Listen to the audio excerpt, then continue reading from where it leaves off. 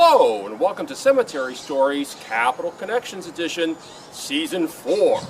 I'm your host, Capital Eric, and I'm a tour guide here at Sacramento's Historic City Cemetery, as well as the California State Capitol Museum, a unit of California State Parks, just up the road.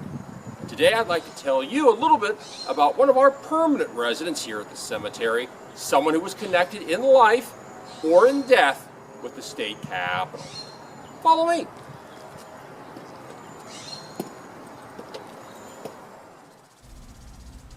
The shadow creeps and creeps and is always looking over the shoulder of the sunshine. This quote is taken from Nathaniel Hawthorne's The House of the Seven Gables, published in 1851. Our next resident, S.H. Gerrish, chose it to place on the face of the sundial he created for Capitol Park. It is entirely appropriate for such usage, as a character in this novel says this line to himself when he notices the time on a sundial. It is also appropriate for Samuel Gerrish in particular to choose it for 3 reasons. He served as a trustee and secretary of the board of the Sacramento City Library, he kept detailed weather records for decades, and the quote can be interpreted as an admonition to make the most of one's time. Samuel Gerrish certainly made good use of his time on Earth, and perhaps he meant this sundial as a reminder to us to do the same. Samuel Howard Gerrish was born in 1834 in Portsmouth, New Hampshire. His ancestors had been in America for some time. Samuel was named for his maternal grandmother's father, a soldier in the American Revolutionary War, and his father's family arrived in 1638. From the age of 15, Samuel was always on the move. It was then that he moved from Dover to Great Falls, now known as Somersworth, New Hampshire, and began to learn the trade of a printer. 1.5 years later, he went to Boston to work that trade. However, after a year, Samuel moved to Northampton, Massachusetts, to become a machinist. He stayed there for 6 months and then moved to Holyoke for 1.5 years. He then spent time in Boston and New York.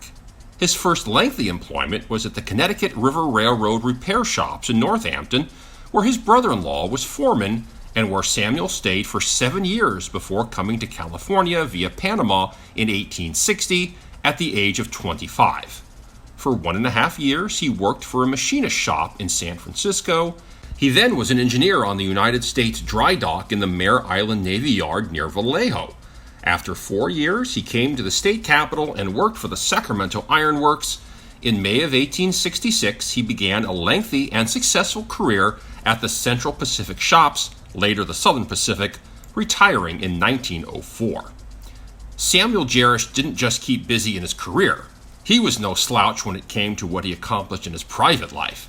Along with being a trustee and secretary of the board of the city library, Gerrish was a Freemason and master of his lodge, a charter member of his Oddfellows Lodge, and a member of the California National Guard. He was a voluntary observer for the United States Signal Service, sending monthly weather reports to Washington. For many years, as part of his experiment in acclimating tropical trees to Sacramento, for example, he grew a healthy banana tree in his garden despite the cold, he kept detailed records of rainfall and temperature. He kept these weather readings as well as a personal diary within the covers of dozens of small journals, 1 per year, which are now in the collection of the Bancroft Library at UC Berkeley. It was within these pages that he detailed the process of designing and creating the sundial in Capitol Park. Gerrish's idea of a sundial appears to have begun around June of 1908, recorded in his journal as "worked on a sundial experiment." After a conversation with Charles F. Dillman, the president of the National Bank of D.O. Mills, a few days later, the sundial took on a more concrete form. The next day, 21st June, Gerrish visited Capitol Park to take measurements of the U.S. Geodetic Survey marker, still there, for reference. The decision to include the quote from the House of the Seven Gables dates from at least September 1909. You might notice that on the sundial, there is no "the" before sunshine, although there is one in the novel. I don't know why it was dropped from the sundial, but I do know it didn't appear in Gerrish's original pattern either. For months, he experimented with various types of cement, the gnomon, the arm that casts the shadow, and whether to use Roman or Arabic numerals. He even wrote an article in January 1910 to be published in the newspaper once the sundial was complete. On 15th June of that year, the sundial was placed on a granite pillar in Capitol Park, then moved slightly the next day upon the pillar as it was running 12 minutes fast. It was almost immediately vandalized. The dial, then made of cement, was scratched and the gnomon loosened. Gerrish was incensed, saying, "It is curious that nothing could be done to protect the instrument that cost me so much time and labor."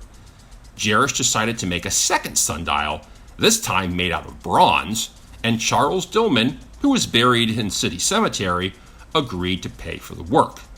Weber M. Jones, a pattern maker for the Southern Pacific Railroad, made the pattern, and Emil R. Aniter, Southern Pacific molder, cast the sundial in bronze. It weighs 62.5 pounds and cost $28 to produce, roughly $750 today. It was completed on 5th September 1910, to Gerrish's great relief, and put in place 2 days later. Gerrish cleaned up the cement sundial and gave it to Dillman to place in his garden at his home at 1214 N Street, now replaced by a state building just south of the Capitol building. On 12th September 1910, Gerrish wrote in his journal, "And that ends the incident of the bronze dial." It is simply a curiosity to most people. They do not realize that it is the very source of measuring time.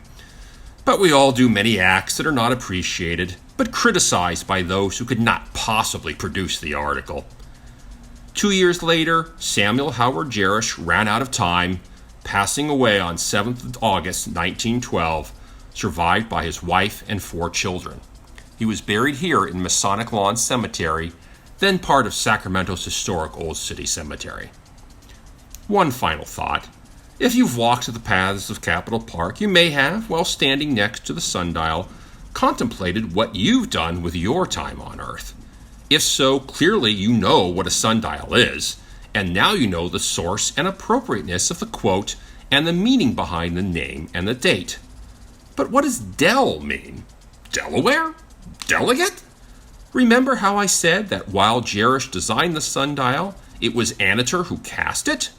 Del is short for delineavit, which is Latin for he drew it, and is, according to Merriam-Webster, used to identify the artist who drew an original artwork that has been copied in a different medium, which is exactly what happened this time around.